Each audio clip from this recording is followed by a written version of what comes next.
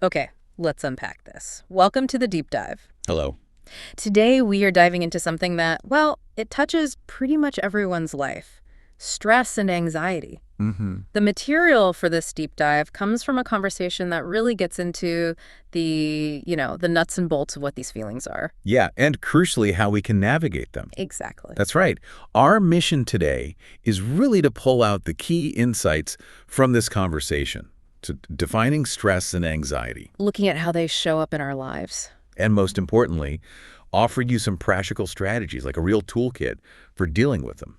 And this is just so valuable for you listening because, let's face it, stress and anxiety, they affect so many of us. Oh, absolutely. Regardless of background, job, whatever's going on. So understanding them and actually having tools is just key to moving through life maybe a bit more smoothly. Totally agree.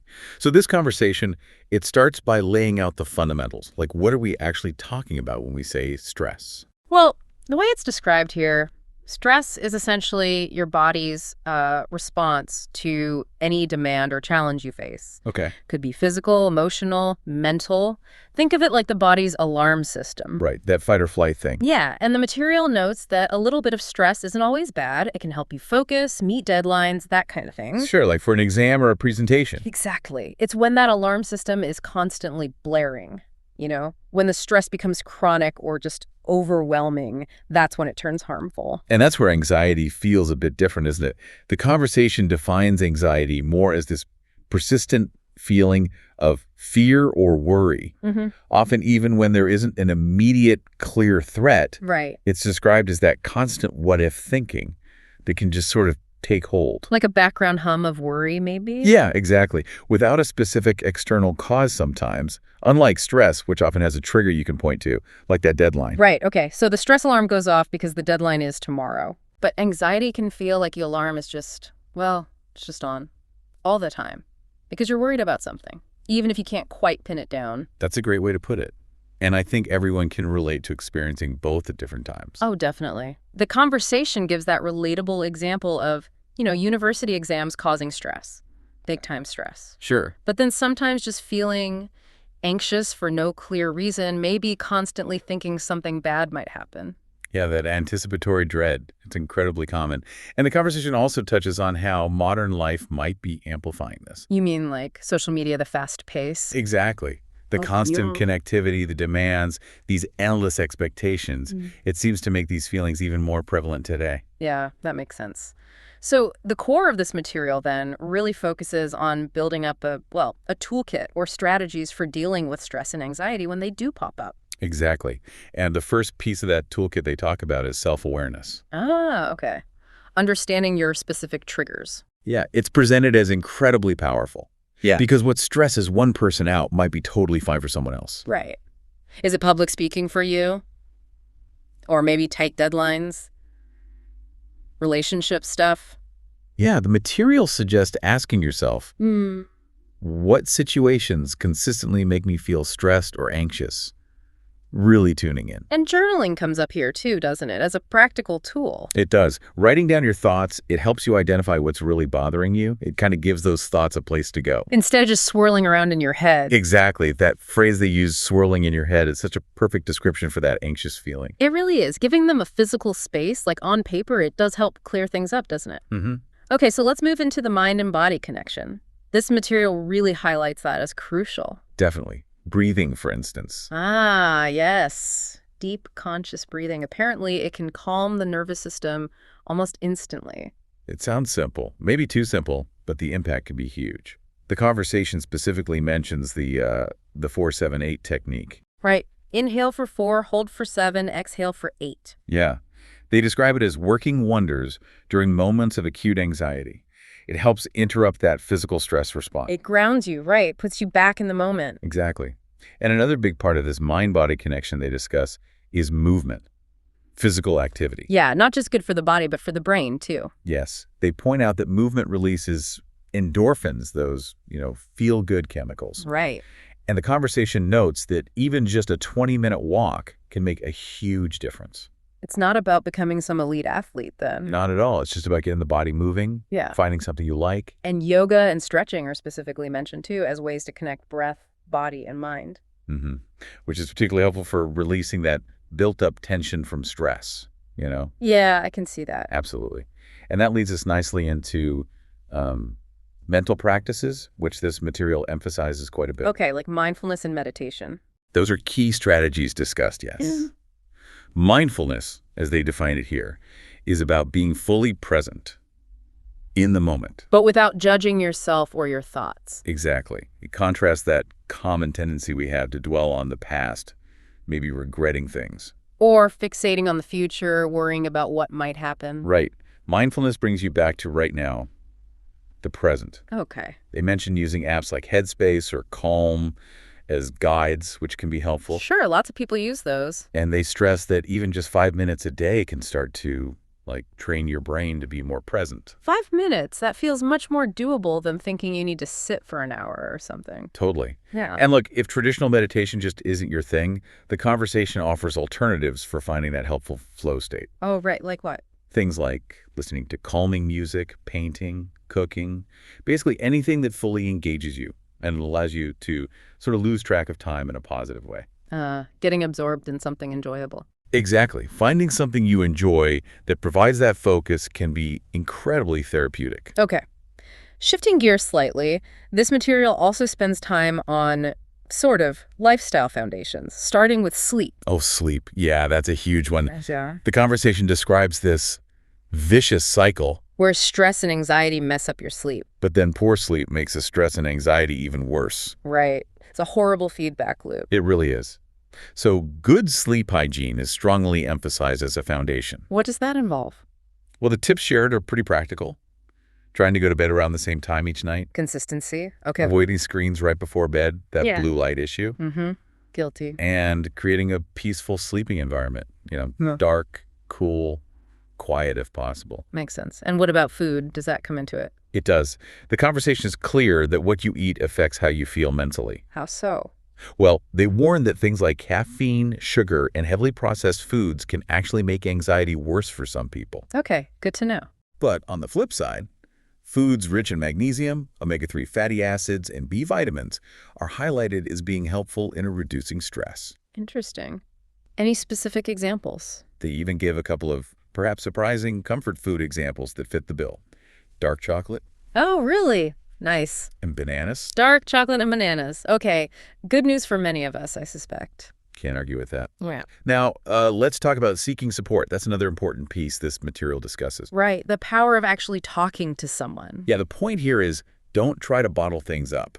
Share what you're going through with a trusted friend or family member or maybe a counselor. Because expressing your feelings can lighten the load. Exactly as they put it. And they make a really important point, too. Reaching out for therapy isn't just for, major crises or serious problems. It's not a last resort. Not at all. Talking to a mental health professional is presented as a sign of strength, actually, not weakness, a proactive step for your well-being. That's such a crucial message. It's just about getting support when you need it. Okay, so the conversation also addresses what to do during those really acute, intense moments, like a panic attack. Yeah, this is really vital advice presented here. First, the immediate reminder to yourself, this will pass. Okay. And you are not in real physical danger, even though it absolutely feels terrifying in that moment. That's hard to remember, but important. What else? Then a very specific breathing focus. They suggest placing one hand on your chest, the other on your belly. Okay. Breathe in slowly through your nose, feeling your belly rise, Mm-hmm. and then exhale slowly through your mouth. The focus is on making that exhale longer than the inhale. Longer exhale. Got it. And alongside the breathing, they detail the 5-4-3-2-1 grounding method. Have you heard of this? I think so. Remind me. You name 5 things you can see around you, Huh? then 4 things you can touch, 3 things you can hear, 2 things you smell, and 1 thing you can taste. Right. Using your senses. Exactly. The idea is this sensory focus pulls your mind out of that loop of panic and brings you right back to the present moment, the here and now. That sounds really practical.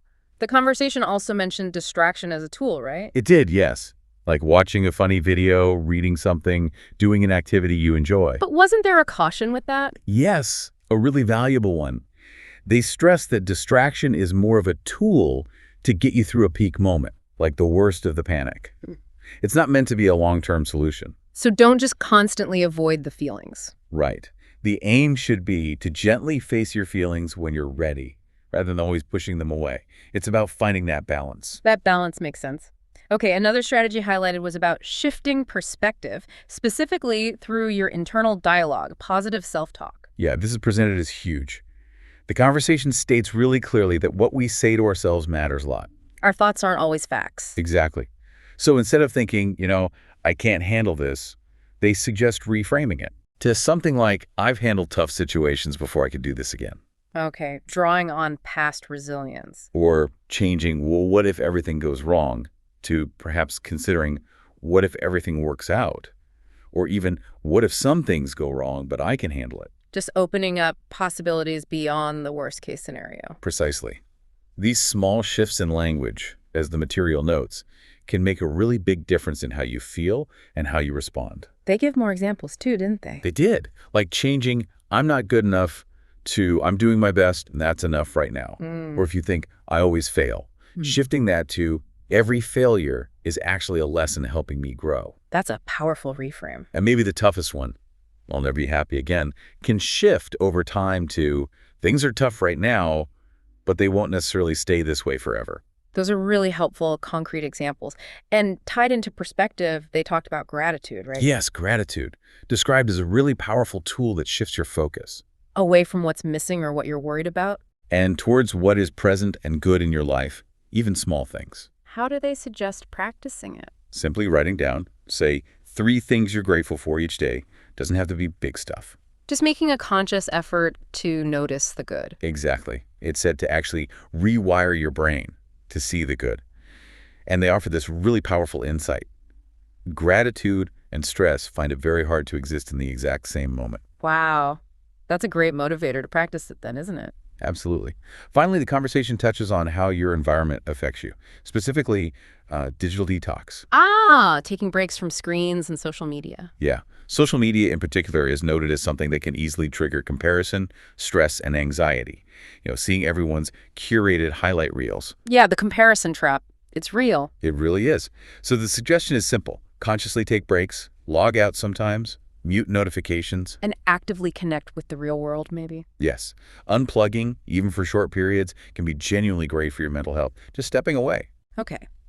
So drawing from all these strategies discussed in the conversation, the core message isn't really about never feeling stressed or anxious again, is it? No, not at all. That's probably unrealistic for most people. It's more about building resilience. And learning how to cope when those feelings inevitably arise, having that toolkit ready. Precisely. And if you're listening right now and maybe feeling overwhelmed, this conversation offers some really direct encouragement.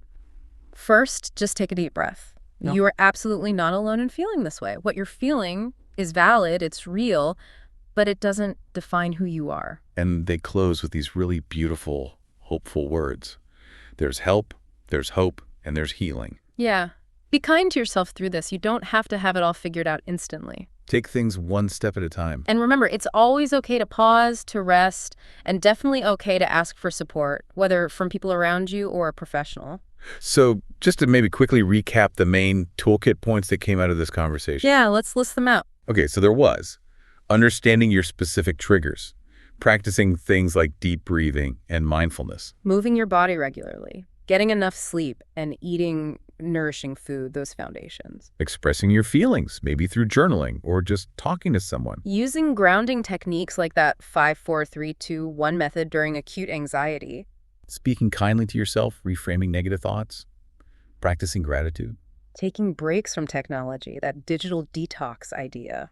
And importantly, seeking professional help if you feel you need it. That's a really comprehensive set of strategies, all pulled directly from this material we've been discussing. It really does provide a practical roadmap, doesn't it, for navigating these very common human challenges. Yeah. So we've gone through quite a range of strategies from this conversation on stress and anxiety, hopefully offering you some useful resources for your own journey. And thinking about all the different tools discussed from that specific 4-7-8 breathing. To reframing thoughts or even just unplugging for a little bit. It kind of raises an interesting question for you, the listener, to maybe ponder. Given this variety, how might you experiment with just one small step from this toolkit this week? Just one thing. Yeah, just one small thing to maybe better understand or support your own well-being. Yeah. What might that first step look like for you?